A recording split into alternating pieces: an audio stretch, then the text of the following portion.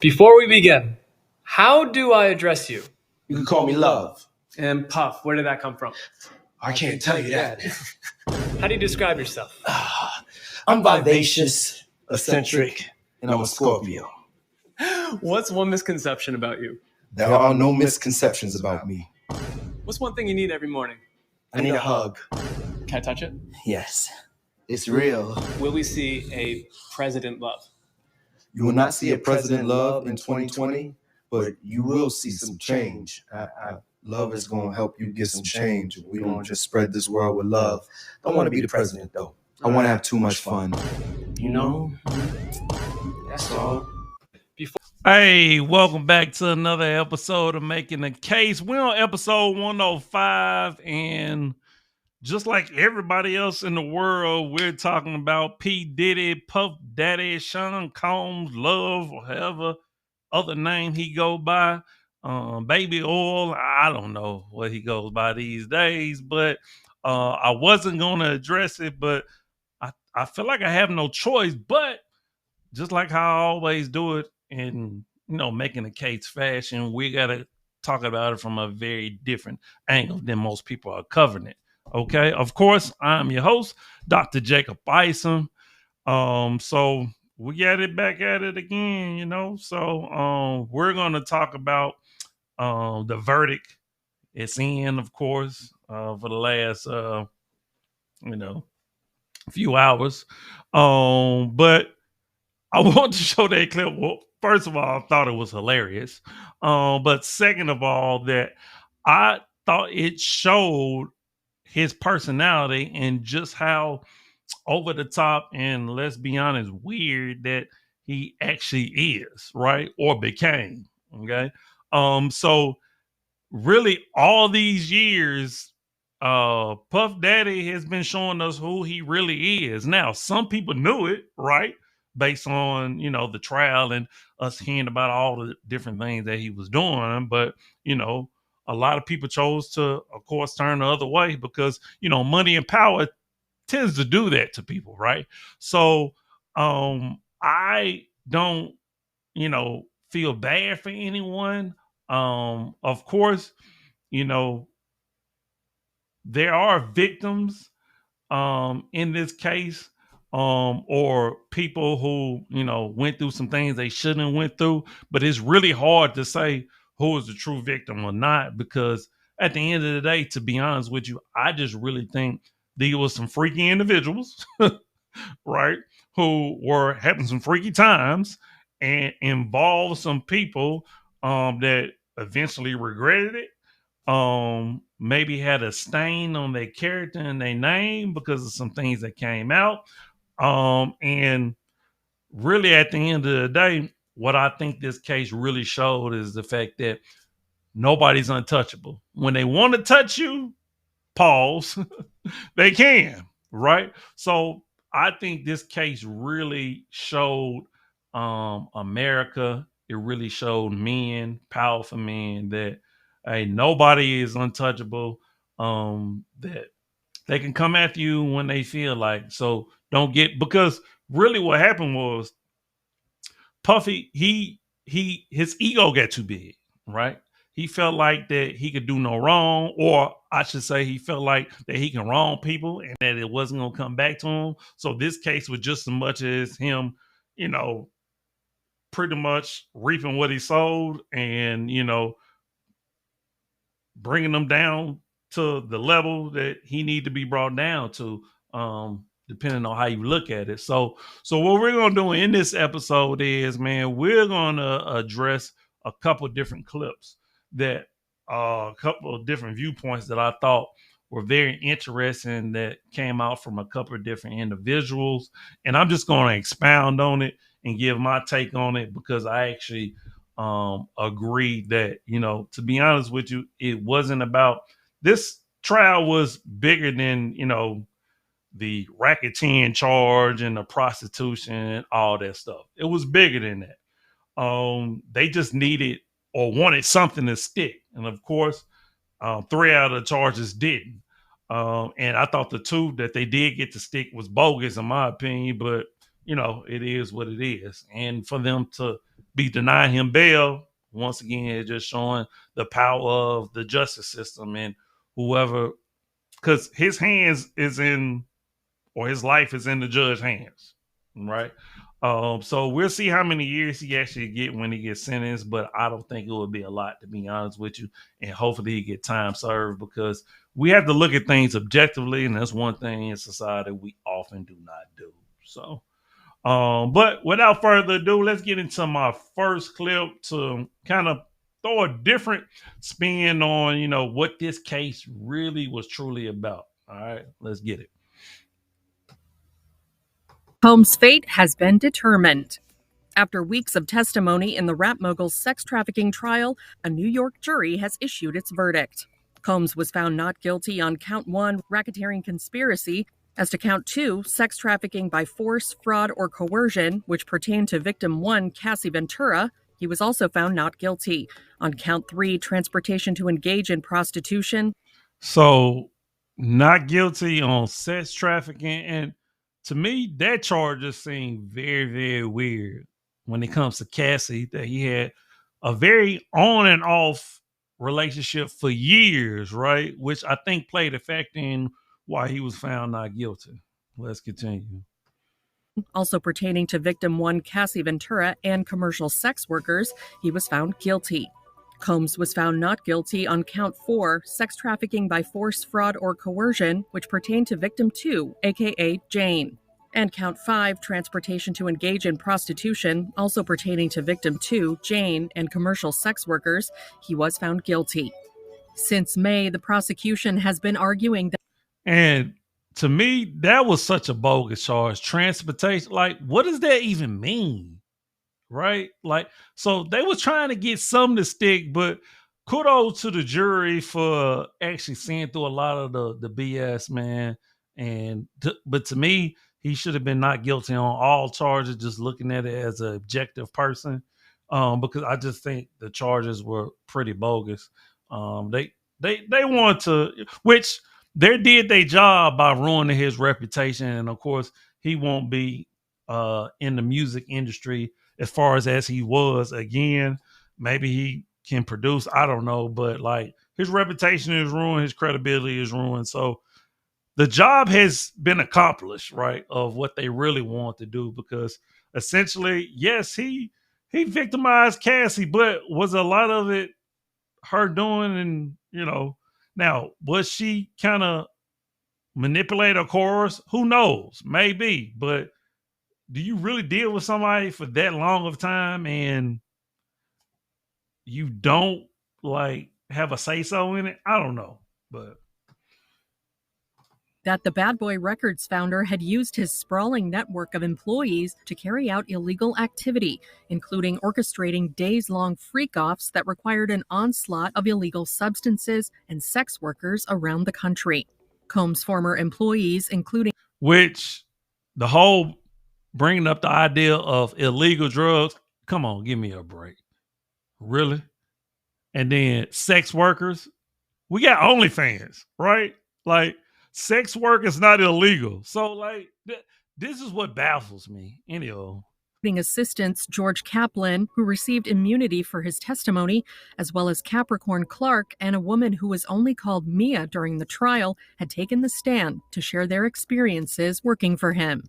Clark had testified that Combs forced her to go with him to, quote, kill rapper Kid Cudi, whose real name is Scott Muscudi, after learning about his romance with Combs' ex, Cassie Ventura, whom the music mogul dated on and off from 2007 to 2018. Ventura also took the stand in the case. Combs had pleaded not guilty to sex trafficking, racketeering conspiracy, sex trafficking by force, fraud, or coercion, as well as transportation to engage in prostitution. So, of course, the verdict is in. I just wanted to show you that because like I said, I just thought the charges were bogus. And I believe, if I'm not mistaken, they had a lot more charges, but I believe they said they dropped some of them because they probably saw how ridiculous it was. But for the simple fact for the jury to come even to find him guilty on the 2 charges that they did find him guilty on, I don't know. I thought it was a stretch. And, and I did see after this is America for you, right? I did see after he was found not guilty of 3 of the 5 charges that people had baby oil and stuff like that. Like, man, like you can't make this stuff up, right? So I just wanted to show you that because I wanted everybody to be aware of, what he was found guilty of and what he was not found guilty of.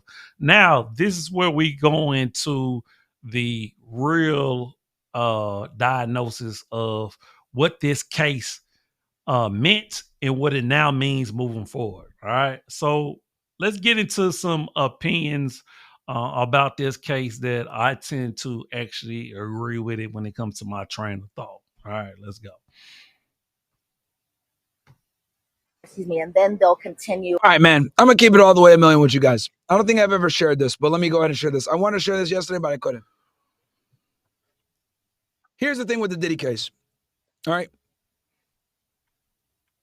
And I think this is very important for all men, and guys need to listen up. As you guys know, the case centers around 2 women that claim that Diddy forced them to do freak-offs, okay, where the woman would engage having sex with an escort, and they'd fly these escorts all around, hence why it's a federal charge affecting interstate commerce, blah, blah. Cassie and a girl named Jane, who we think is 50 says baby mama. Excuse me. Right? So during the course of the trial, because I was there, as you guys know, I spent 2 weeks there, right? And I was there actually for some of the most important testimony. I was there for all of Cassie's testimony, right? I covered every day that she was there. And when you look at the text messages, which is what they were showing as evidence, on one side, you got Cassie saying, yo, I didn't want to do this. I was being forced. I was being coerced to do this, right? And then on the other side, you got the text messages that show that this was consensual. Now, whether you think Diddy is guilty or not, what I think really matters and what guys need to take away from this is simply this. We're getting into an era now where women can kind of retroactively withdraw consent, right? Now, I want to stop right there because this is one of the most important pieces that came out of this case right here, right? And the thing about it is we've been seeing it more often. Like, of course, we all understand the Me Too movement, right? So now what you're seeing is women that are literally giving their consent and sometimes years later, decades later saying, you know what? No, he raped me, or he sexually assaulted me, or no, he did this to me. Like, these are the dangerous times that we're in right now. Of course, was Diddy extreme in the things that he was doing, flying people in and out, having freak offs? Yes. But having a freak off is not illegal. And like he said, when it comes to interstate commerce, that was the reason why they actually brought federal charges, because, of course, interstate commerce is a fair thing, right? Between states. So, like, this is the dangerous part that came out of this, right? That means no man is safe, okay? Like, and more women will probably start doing this if they see a financial incentive of it. If you're a man with money, you must protect yourself. Okay, let's continue. If you're like a rich, powerful guy and you do some fuck shit, right? And she feels a way about it, she can come back years later and fuck you up. If I'm going to be honest. Again, I'm going to say this. I want you guys to really understand me here. This case is going to set the precedent where it could get to a point where women can have an axe to grind with you and come back years later and say, oh, you did X, Y, Z to me, if they didn't get a desired result out of the relationship. Because make no mistake about it, Cassie walked away from this shit with $30 million. She got $20 million in the lawsuit with Diddy, and then she got another $10 million from Intercontinental Hotel. Now, am I saying that Diddy's a saint? No. Am I saying he's innocent? No, I'm not even saying that. But what I am saying is that a lot of this shit was consensual. A lot of it. I looked at the text messages. They were together for years. She's an adult. She could have left, but she stuck around. The other girl, Jane, that's a witness in this case, who Diddy is still paying her bills to this fucking day, by the way. A lot of it was consensual. Sending messages like, I want to go ahead and do X, Y, Z. So it's like, if the premise is this is consensual sex and what we're doing is consensual, right? Like that's the premise, and it's consensual and we're adults. Like, if you don't want to do a freak off one time, does that constitute as grape? See, we're starting to get into this gray area now, right?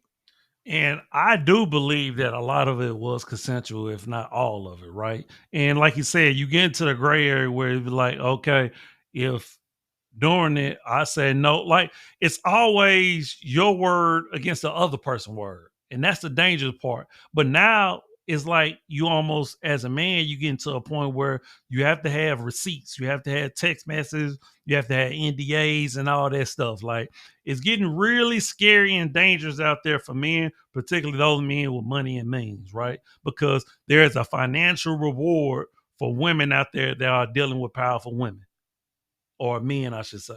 And that's just the truth.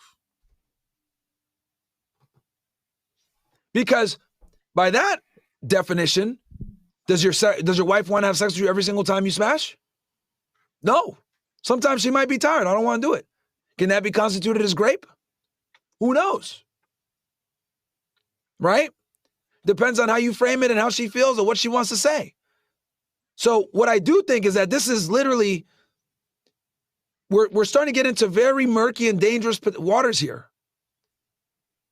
Because I'll keep it 1,000 with y'all. Like, Diddy is just a perv, right? He's a perv that likes to watch his chick get smashed. Weird, you know, whatever turns people on. But a lot of this shit was consensual, chat. I'll be honest with y'all, man. A lot of it was. You know, he didn't have a gun to their head saying you can't leave. But they wanted the lifestyle. They wanted to be there. He paid all the bills. He took care of them. They were, you know, limousine ride and jet fly, woo, you know, on some Ric Flair shit. And then years later, they come back and say, oh, no, I'm going to testify against this nigga now. Like, one of the witnesses, the one that they called Mia, you know, she's over here saying, oh, Diddy did this to me, did that to me. And then, like, after she left, she was still trying to get a job with him. She was, you know, writing on Instagram, happy birthday, I love you so much, you're the best boss ever. So it's like, your testimony isn't lining up with your prior actions. Like, the defense beat her up on that shit. One of the witnesses, like all three witnesses, Jane, Mia, and Cassie, they beat them up on like, bro, like a lot of this stuff was consensual. And they're like, yeah, but not this time. All right. So that's one of the first things that I thought was a big takeaway from this Diddy trial, because when it comes to high profile cases like this, it's bigger than that person, right? Because high profile cases set precedents moving forward, right? So we've seen high profile cases when it comes to men and women accusing men of doing unscrupulous things to them, right? We've seen it before, but this was a little bit different. And I'll tell you why this was a little bit different. Because now you have a very, very blurred line between consensual and unconsensual, right? Where does it stop? Where does it end? Like, was anybody in this situation screaming no? And the crazy part about it is everybody in this case kept coming back. Was an employee, kept getting money, right? So clearly that showed a financial incentive, a financial benefit, which we understand when it comes to a lot of women that's in the limelight, that is the main incentive. Hell, for most people, that's the main incentive is money. That's why they would do some strange thing for a piece of change. Okay? So, but the whole notion and idea that now they will try to get this man to say, oh, you're doing illegal activities. You have this enterprise where like you running girls like he was, because I think initially one of the charges was sex trafficking. I think they ended up dropping that, you know, the whole notion. No, like he said, he's just a freak. And he ain't the only one. We've heard about Hollywood, right? Now, he was just a man that was known in Hollywood, in the music industry, as a big freak. It was known. No different than R. Kelly. It was known that he used to mess with young girls. Then 20 years later, now you want to put him under the jail. It's crazy, man. I mean, it's really crazy. But the last thing I want to touch on, I think, is the most important, which is why I saved it for last. Okay. So let's go ahead and get into this clip.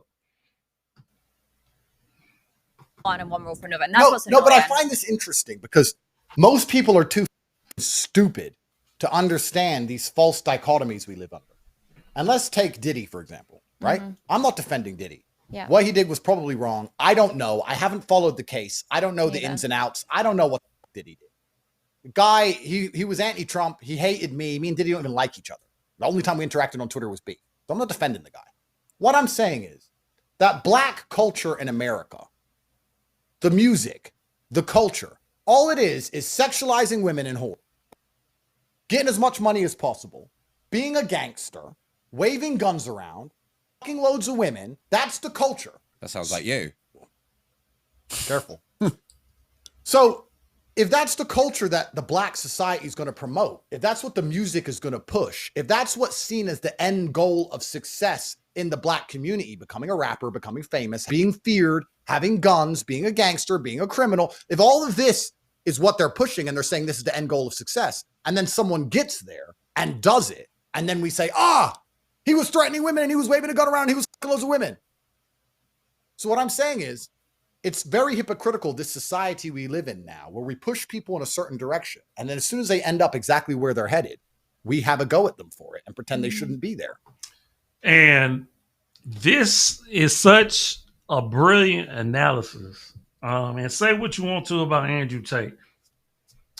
The way he thinks is just different, right? Because I totally agree. And I have a lot of criticism for the black community because, of course, I've lived in the community my whole life, right? So say you what you want to say, right? But what he said was spot on, right? So Diddy is the epitome of what people want to grow up and be. A mogul, successful, and once you get to success, you do whatever you want to, right? That's just the bottom line. Now, did he blur the lines a little bit with some things? Yes, but this is what we push in the black community. Like, think about it. When it comes to the club scene, what do you think dudes are doing? And women. When it comes to Hollywood, we've already discussed this. Music, movies, right? When it comes to reaching a certain level of success, particularly as a man, you have a bunch of girls around. You have alcohol. You have illegal substances, right? So all the things he's being accused of and trying to be charged with and demonized with, we push in our culture. And guess what? It's going to be another person in the next year or two, probably less than that, that's going to follow right in the same footsteps. Think of all the rappers who's going to jail and being charged with things. They live in the same lifestyle. So if we want something different and we want people to do something different, we got to start pushing something different. Let's continue. It is absolutely false to declare that women are not being sexualized. Women are told to be promiscuous now. Women are told to be sexual now. Yeah. So when a woman ends up promiscuous and sexually liberated, who are we to sit and say, I can't believe this has happened? It's completely asinine. It's a double standard. It's a false dichotomy. And it's amazing to me that we live in this world. If you're going to have black rap music push people to be in big mansions with a bunch of fucking them, taking drugs and waving guns around, don't be surprised when black people do it. And don't be surprised when women end up when we're telling women to be whores. If you want women to do something else, then tell them to do something else. I don't know why we're surprised by it. The thing that's unsettling in all of this is still the role of the average man who's expected to get far. All right. And I thought that last breakdown of, what the Diddy case kind of showed us was like spot on, because like we can't keep hypersexualizing things and then blaming it on white people, blaming it on the government, blaming it on what we want to blame it on, feminism or what have you, right? Like at the end of the day, it doesn't matter why something is here. It's here, right? Like, I mean, we can keep coming up with the reason why something is what it is, but what are we going to do about it? We keep pushing and promoting the same images and the same things, right? On social media, when it comes to TV, movies, etc., right? We see it in cartoons now. We see it in video games. Sex. We know sex sells, right? Like, so the biggest thing is that when somebody gets money and power, what comes along with it? Sex, drugs, and rock and roll, right? That's what comes with it. It's a package deal. Everybody understand this. Everybody is either entertained by it or is entertained by it, if you catch my drift, right? So, like, this whole trial, like, it was bigger than what people get from the surface level. Because let's be real, a lot of people was following it for entertainment, as I just mentioned, right? But at the end of the day, this shows something about our culture. It shows something about the Black community, right? One, we're entertained by people who are going through a downfall, right? Like all the memes and everything that came out, like people don't care about Diddy as a human being, his family. It was entertainment for them. Two, it sheds another bad light on the Black community and what we love and what we follow. And then three, it's the, of course, demonization of another man, Black man at that. So these are the things that came out of this trial. But I bet you one thing, a lot of people are not covering it like this, though. And this is the reason why I wanted to speak on it. Okay. All right, man. That is your episode 105, man. Comment, like, subscribe, man. Hey, just get those subscribers up, man. Definitely let me know what you think about the video in my comment section. Email me any suggestions you have on topics and we'll make sure that we cover them. But as always, man, I'm you, you're me. Love, always love, eternal. Remember, the worst thing you can do is lie to yourself. And we out. Deuces. One love.